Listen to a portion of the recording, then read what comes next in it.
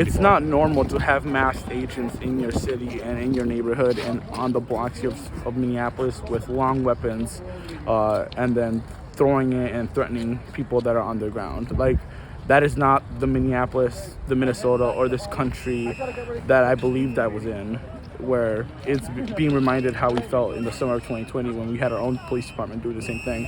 Now it's federal ICE agents doing that. People are struggling and starving in their homes, or they're leaving to go get groceries, and then ICE is stopping them. So it's not that people want to be outside, and I want to repeat that. Folks don't want to be outside. They have to be outside at many times because they're trying to afford food and their rent, and they have to pay bills. And I think that is the most heartbreaking part, where you have ICE literally in our streets terrorizing families apart because they're trying to get their basic needs met. So that is like the most hurtful part of living in this country right now, where there's hardworking people just being terrorized simply for doing what they need to do to help their family survive.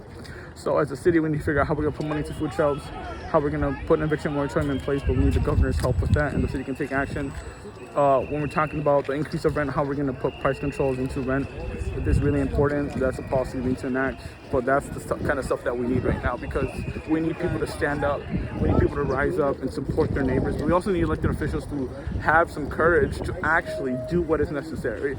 And what we are hearing from immigrant neighbors is rent and food. If you can't address that, like, people are going to continue going to work. So that's the solutions that government needs to address, and that they have my full support in figuring out how to do that.